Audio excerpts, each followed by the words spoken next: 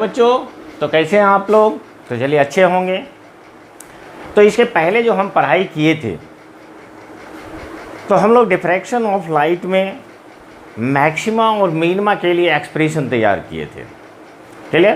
तो उसको हर एक पॉइंट्स को याद रखना बहुत ज़रूरी है, क्योंकि जो भी न्यूमेरिकल्स पूछे जाते हैं वो कि मैक्सिमा क्या होगा, थर्ड मैक्सिमा क्या होगा, सेकेंड मिनिमा क्या होगा, तो इसी टाइप से इसके क्वेश्चन होते हैं, या इसका एंगुलर पोजीशन क्या होगा। That's all. बात समझ रहे होंगे आप मेरी? तो उसके हर एक पोजीशन को याद रखना बहुत बहुत ज़रूरी है। क्लियर? नेक्स्ट चलिए उससे आगे के बारे में बात करते हैं। तो ये है आपका एक प्यारा सा चैनल IPC फिजिक्स, मैं हूँ मुकेश सर। तो ओके, आगे की पढ़ाई शुरू करते हैं। तो सबसे पहले उसमें आप देखो होता है विड्थ ऑफ सेंट्रल मैक्सिमम। तो ये आपका हो गया विड्थ ऑफ सेंट्रल मैक्सिमम। तो विड्थ ऑफ सेंट्रल मैक्सिमम,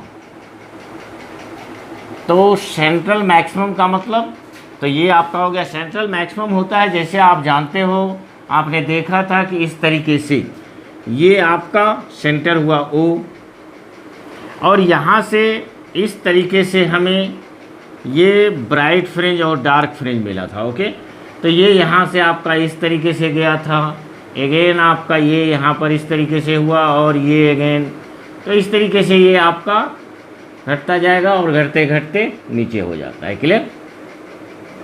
तो ये यहाँ पर आपको क्या था, तो सेंट्रल मैक्सिमम का मतलब हुआ कि सेंट्रल फ्रिंज, आप जानते हो कि सेंट्रल फ्रिंज हमेशा क्या होता है, मैक्सिमम होता है। ये यहाँ पर आपका स्लिट है। ओके, अब यहाँ पर ये जो पोजीशन था, ये पोजीशन आपको क्या मिलता है, तो ये आपका फर्स्ट डार्क मिल जाता है, जिसे हम D1 बोल सकते हैं। तो ये भी आपका फर्स्ट डार्क हुआ D1। अगेन ये पोजीशन आपका B1 हुआ, मतलब कि पहला मैक्सिमा बोल सकते हैं। कि हम आपसे बात किए कि इंटरफेरेंस में हम ब्राइट फ्रिंज और डार्क फ्रिंज की बात करते हैं, और यहाँ पर मैक्सिमा और मिनिमा की बात करते हैं। तो ये फर्स्ट मिनिमा हुआ, ये भी फर्स्ट मिनिमा हुआ, दोनों साइड। अगेन अगर आप देखो यहाँ पर ये जो मिल रहा था, तो ये सेकेंड डार्क हुआ, ये भी यहाँ पर ये सेकेंड डार्क हुआ। इसे भी आप बोल सकते हो B2, मतलब सेकेंड मैक्सिमा, और इसी तरीके से आपको मैक्सिमा और मिनिमा प्राप्त होता है। तो ये जो यहाँ से पहला मिनिमा से लेके ये दोनों तरफ के फर्स्ट मिनिमा, मतलब O के दोनों तरफ जो फर्स्ट मिनिमा की दूरी है, उसे ही हम विड्थ ऑफ सेंट्रल मैक्सिमम कहते हैं। बात समझ गए? तो ये क्या हो जाएगा कि द लीनियर डिस्टेंस बिटवीन, कि द लीनियर, तो ये आपका हो गया कि the linear distance between first minima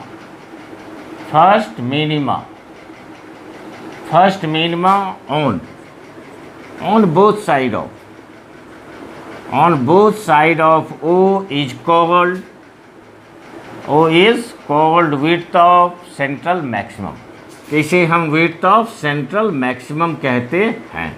तो ये आपका हो गया सेंट्रल मैक्सिमम। क्लियर? तो यहाँ पर जो हम लिखे हैं कि A के दोनों तरफ, मतलब O, this is the point.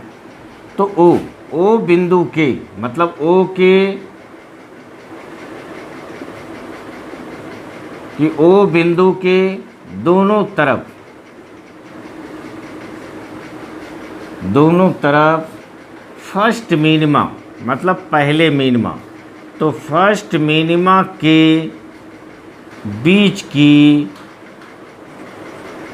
की रेखीय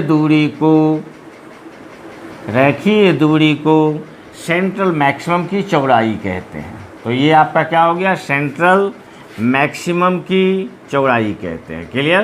तो ये आपका हुआ सेंट्रल मैक्सिमम की चौड़ाई कहते हैं। क्लियर?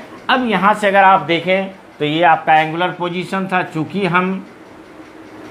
चूँकि हम पहला मिनिमा का दूरी निकाल चुके हैं, उसका रेखीय डिस्टेंस, लीनियर डिस्टेंस हम निकाल चुके हैं।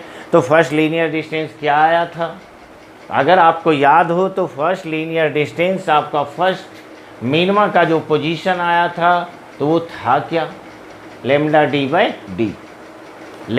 By D. पीछे आप देख सकते हो, पीछे आप पढ़े हो लेमडा डी बाई डी। अगर हम थोड़ा सा आपको ध्यान दिलाएं तो ये आपने निकाला था कि this is sine theta is equal to tan theta, और साइन थीटा का वैल्यू अपना जो आया था थीटा, तो साइन थीटा बराबर क्या हुआ था कि आपने निकाला था कि n lambda d, n lambda d, बात समझ रहे हो। तो ये आपका साइन थीटा था, तो ये आपका था एन लेमडा डी बटा d, it is equal to ये क्या निकला था x by d, x by n lambda d, n lambda by d it is equal to x डाई बाई, तो एन लेमडा डी बटा d, n is equal to 1 लेते हैं तो अपना फर्स्ट डार्क का पोजीशन क्या होता है, तो इसलिए डायरेक्ट हम लोग लिखेंगे कि ये W को हम लोग क्या ले सकते हैं, दिस इज x1, x1 क्या था पोजीशन ऑफ फर्स्ट मिनिमा, और ये पोजीशन ऑफ फर्स्ट मिनिमा आपको आया था it is equal to lambda d by D.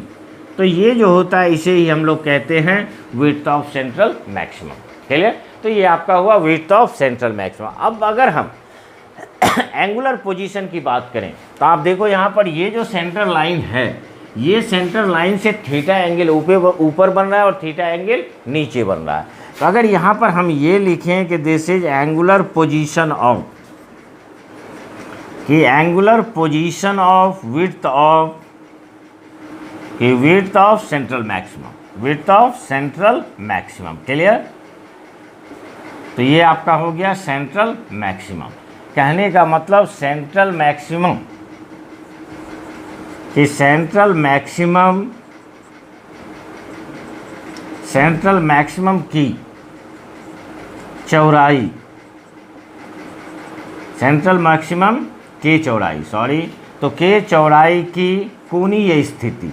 अगर आपको यहाँ पर ये आपको एंगुलर पोजीशन पूछ दिया तो ये कोणीय स्थिति भी कितनी मिलेगी, तो ये आपको 2 थीटा हो जाएगा, और थीटा इज इक्वल टू निकला कितना था, तो आपको याद होना चाहिए कि ये हमने जो निकाला था कि this is theta, theta is equal to क्या आया था आपको, it is n lambda by d, n is equal to 1, तो लेमडा बाई डी, तो ये आपको क्या हो जाएगा, तो ये आपको निकल जाएगा 2 lambda by d, it is. तो इसे हम लोग कहते हैं angular position of central maximum, clear. तो चलिए प्लीज़ आप यहाँ तक राइट करें। नेक्स्ट हम लोग आगे का पोर्शन देखेंगे कि क्या होता है, क्लियर, ओके, कंप्लीट। तो चलिए इसे हम रब करें। इसको समझ गए होंगे आप लोग कि विड्थ ऑफ सेंट्रल मैक्सिमम किसे कहते हैं, मतलब हुआ सेंट्रल मैक्सिमम की चौड़ाई, सेंट्रल मैक्सिमम की चौड़ाई। तो चलिए रब करते हैं, बाकी आप पॉज करके भी इसको लिख सकते हैं, क्लियर। तो ये आपका कंप्लीट हो गया विड्थ ऑफ सेंट्रल मैक्सिमम। ना हम लोग देखते हैं इसका लास्ट पार्ट, जिसे हम लोग कहते हैं fractional distance, fractional distance, clear. तो फ्रैक्शनल की दूरी, तो ये आपका होता है फ्रैक्शनल डिस्टेंस, ओके। तो ये आपका हो गया फ्रैक्शनल डिस्टेंस। तो इस फ्रैक्शनल डिस्टेंस को ZF से डिनोट करते हैं, और इसे हम लोग कहते हैं फ्रेनेल, फ्रेनेल की दूरी, क्लियर। तो चलिए बहुत इजी पार्ट है, और ये दो question width of central maximum या फ्रेनेल डिस्टेंस दोनों बहुत बहुत महत्वपूर्ण माना जाता है for exam points of view और थ्योरेटिकल क्वेश्चन, और थ्योरेटिकल क्वेश्चन के थ्योरेटिकल क्वेश्चन में डिफ्रैक्शन से ये क्वेश्चन बार बार पूछा जाता है, ऑब्जेक्टिव में पूछा जाता है, आपका शॉर्ट क्वेश्चन में पूछा जाता है, क्लियर। तो ना चलिए हम लोग देखते हैं कि फ्रैक्शनल डिस्टेंस क्या है, व्हाट इज फ्रैक्शनल डिस्टेंस। तो फ्रैक्शनल डिस्टेंस हमें कहता है कि जब आपका size of slit, size of slit को स्मॉल डी से डिनोट करते हैं, वो अगर फ्रिंज के बराबर हो जाए, तो ये कहता है कि व्हेन साइज ऑफ स्लिट, कि when size of slit becomes, तो size of slit becomes equal to the size of fringe, then the distance between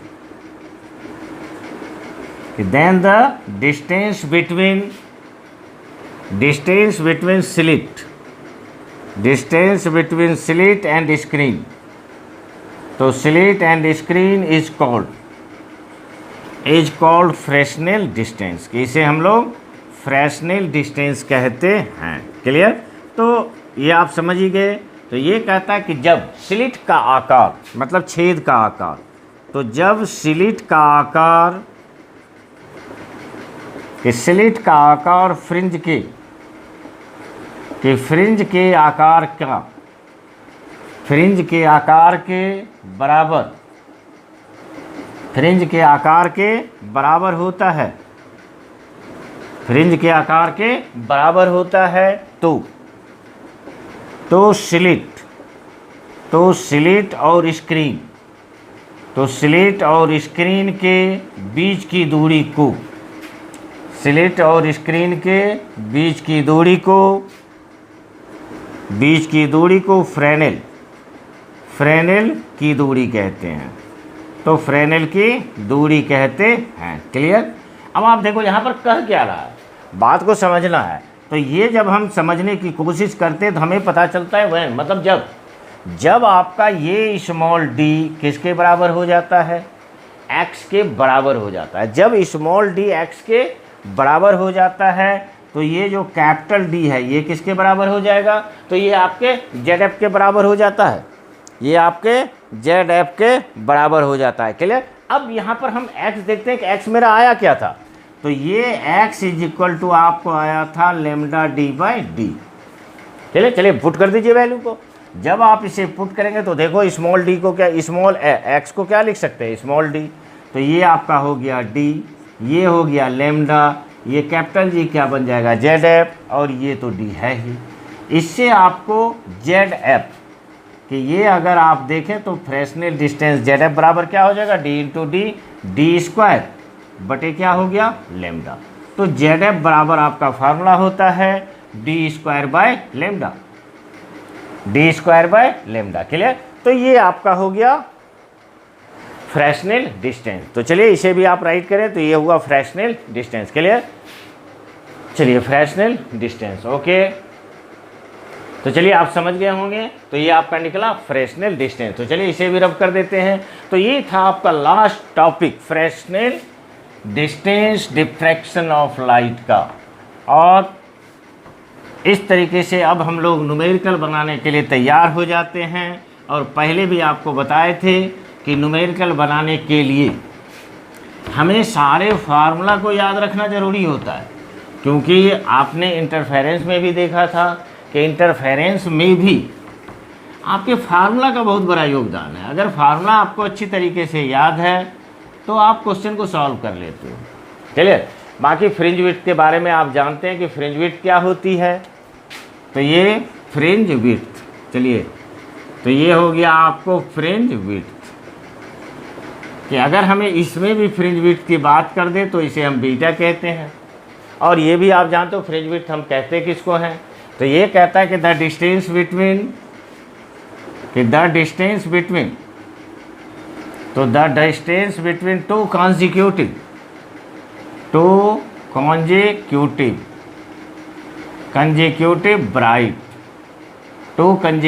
bright and dark fringe is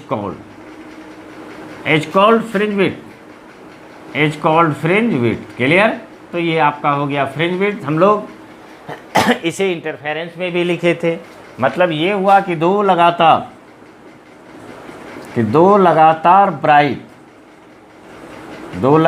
bright या डार्क फ्रिंज, कि dark fringe के बीच की दूरी को, दो लगातार ब्राइट या डार्क फ्रिंज के बीच की दूरी को फ्रिंज की चौड़ाई, तो फ्रिंज की चौड़ाई कहते हैं। क्लियर? अगर आप देखो तो यहाँ पर हम लोग जो निकाले हुए थे, हम पीछे का याद आपको दिला रही हूँ। तो ये हम निकाले थे कि this is beta is equal to क्या आया था, xn+1 माइनस क्या था, xn।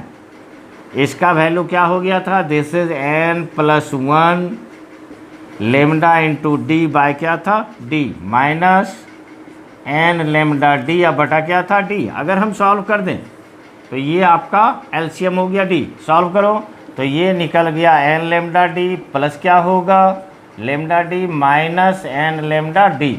ये एन लेमडा डी कैंसिल हो जाता है और फ्रिंज विड्थ आपको बच जाता है, this is lambda d by d. Okay clear. तो ये पीछे भी आप पढ़े थे, तो इस तरीके से आप इसको सॉल्व कर सकते हैं। क्लियर, बात समझ गए होंगे। क्लियर, यस या नो? तो यस। चलिए तो इसे भी आप राइट कर ले। तो ये हो गया फ्रिंज विड्थ। ओके चलिए, तो इस तरीके से अब आप न्यूमेरिकल बनाने के लिए तैयार हैं और न्यूमेरिकल आप बना सकते हैं, आसानी से बनेगा जब आपको पीछे का थ्योरी और फार्मूला अच्छी तरीके से याद हो। क्लियर, और अगर अच्छी तरीके से याद है तो फिर प्रॉब्लम बनाने में कोई दिक्कत नहीं है।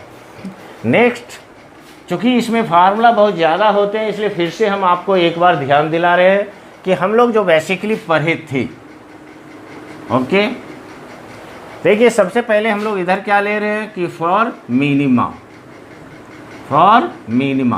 तो चलिए मिनिमा के लिए पार्ट डिफरेंस क्या था इस तरीके से आपने जो निकाला था, ये आपने निकाला था दिस इज साइन थीटा, और साइन थीटा बराबर क्या आया था एन लेमडा बाई डी। और इधर अगर आप करें तो फॉर मैक्सिमा, तो मैक्सिमा के लिए ये जो साइन थीटा था, ये साइन थीटा क्या आया था आपको, ये आपको आया था 2n - 1 lambda by 2d, lambda by 2b। Sine theta को आप थीटा ले सकते हो, साइन थीटा को थीटा ले सकते हैं। तो ये थीटा हो गया था एन लेमडा बाई डी, दोनों का कंपैरिजन कीजिए एक एक करके। तो ये थीटा हुआ 2n - 1, ये क्या हो जाएगा लेमडा बाई 2d। क्लियर, कहीं कोई दिक्कत नहीं। जब आपने इसका अगर पोजीशन आप निकालें तो अगर आप n = 1 लेते हैं तो ये थीटा 1 मिलता है, ये आपको हो जाता है लेमडा बाई डी, जिसे हम क्या कहते थे फर्स्ट मिनिमा। तो उसका भी ज़रूरत नहीं पड़ता, अगर आप देखें तो थीटा 2 हो जाएगा, it is equal to 2 lambda by d. इसी तरीके से अगर यहाँ पर आप n = 1 लो तो ये आपको निकल जाएगा this is theta 1 dash, it is equal to 2 1 2, तो ये आपको निकल जाएगा लेमडा बाई 2d। अगर इसी तरीके से यहाँ भी हम n = 2 लेते हैं तो ये आपका आ जाता है 2 डैश, तो ये आपको हो जाएगा 2 × 2 4 3 lambda by 2d and so on आगे बढ़ सकते हैं। मतलब एक फार्मूला अगर हमने इसको याद रखा तो मेरा काम हो जाता है। क्लियर। नाउ जब हम लोग पोजीशन निकाले थे तो यहाँ पर क्या किए थे, sine theta is equal to tan theta, तो ये sine theta is equal to क्या निकाले थे टेन थीटा, और साइन थीटा आपका क्या आया था, तो ये आपको आया था एन लेमडा बाई डी, और इधर आपको आ गया था एक्स बाई डी। इससे आपको x निकल गया था तो ये निकला था n lambda d by d. This is the position, linear distance. ये एंगुलर था, ये क्या था आपका लीनियर था। तो ये अब यहाँ से अगर आप फिर n = 1 पुट करो तो ये x1 बराबर हो जाता है लेमडा डी बाई डी। अगर आप इस तरीके से n = 2 पुट करो तो 2 पुट करो तो ये x2 बराबर क्या आ जाएगा 2 lambda d by D and so on. मतलब n को आप जितना चाहो ले सकते हो, 10 फ्रिंज बोल रहा है 10 ले लेंगे। अगेन आप देखो, चलो हम इस मैक्सिमा की तरफ चलते हैं, तो अगेन यहाँ पर क्या होगा, तो ये हुआ sine theta it is equal to tan theta. यहाँ पर साइन थीटा का वैल्यू क्या है, तो 2n - 1 लेमडा बाय क्या था 2d, इधर तो यही होगा x बाई डी। इससे आपको x बराबर मिल जाता है 2n - 1 लेमडा डी, अब बटा क्या हो रहा है इट इज़ 2d। n = 1 ले लो तो ये x1 डैश निकल गया। अगर ले तो ये आपको क्या मिल रहा है, ये आपको मिल रहा है it is equal to lambda d बटा क्या हो गया 2d, लेमडा डी बटा 2d। क्लियर। अगेन आप n = 2 ले लो तो ये x2 डैश निकल जाएगा, ये आपको हो जाएगा 2 × 2 4 4 - 1, तो ये आपको निकल गया 3 लेमडा डी बटा क्या हो गया 2d। इसी तरीके से हम आगे बढ़ते जाएंगे। यस या नो। अब भी आपने निकाला, जस्ट फार्मूला आपने ड्राइव किया है कि दिस इज फ्रिंज विड्थ, तो ये आपका था फ्रिंज विड्थ को बीटा से डिनोट करते हैं, और अब भी जस्ट आपने कैलकुलेट किया है कि इसका वैल्यू क्या होता है, तो फ्रिंज विड्थ का वैल्यू क्या निकला था आपको, lambda capital D by small D. तो ये आपका हो गया लेमडा कैपिटल डी बाय क्या हो गया, स्मॉल डी। ओके, कहीं कोई प्रॉब्लम नहीं हो रही होगी मेरे विचार से। अगर आप देखो यहाँ पर आपने निकाला था विड्थ ऑफ सेंट्रल मैक्सिमम, तो विड्थ ऑफ सेंट्रल मैक्सिमम मतलब सेंट्रल मैक्सिमम की चौड़ाई, तो सेंट्रल मैक्सिमम की चौड़ाई W बराबर आपने क्या निकाला था, 2 times of first minima, 2 times of first minima. First minima का है लेमडा डी बाई डी, तो ये क्या बन जाएगा आपको, ये आपको बन रहा है 2 लेमडा डी,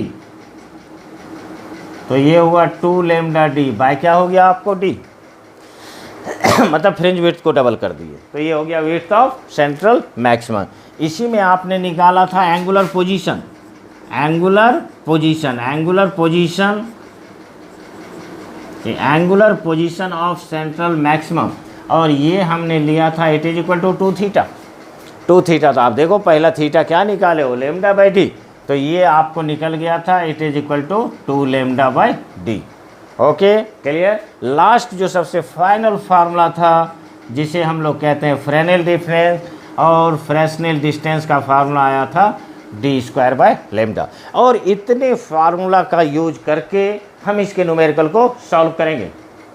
क्लियर, तो इसको आप अच्छी तरीके से समझे होंगे। नेक्स्ट क्लास में ये हुआ आपको कि आप इसको अच्छी तरीके से पढ़ें, समझें, और इस पर आधारित सारे न्यूमेरिकल्स को हम नेक्स्ट क्लास में बनाएंगे, और सारे अच्छे क्वेश्चंस बनाएगा, सारे अच्छे क्वेश्चंस इस पे आपको बन जाएंगे। Almost all questions are solve. आप समझ गए, तो इस पर आपको बहुत सारे क्वेश्चंस बन जाते हैं, चाहे आपके लेवल के हों या हायर लेवल के हों, इतना का ही यूज होता है। चलिए, तो चलिए इतना को आप समझ गए होंगे, तो चलिए इसी तरीके से अच्छी तरीके से समझते रहिए और आगे बढ़ते रहिए। तो ये आपका एक प्यारा सा चैनल है IPC फिजिक्स, और मैं हूँ मुकेश सर। चलिए, जिस तरीके से हम हर एक क्लास में आपके लिए बोलते हैं कि वीडियो को लाइक करें, सब्सक्राइब करें, शेयर करें। क्लियर, तो फिर नेक्स्ट क्लास में डिफ्रैक्शन ऑफ लाइट के न्यूमेरिकल्स के साथ आपसे मिलते हैं। तब तक के लिए थैंक यू।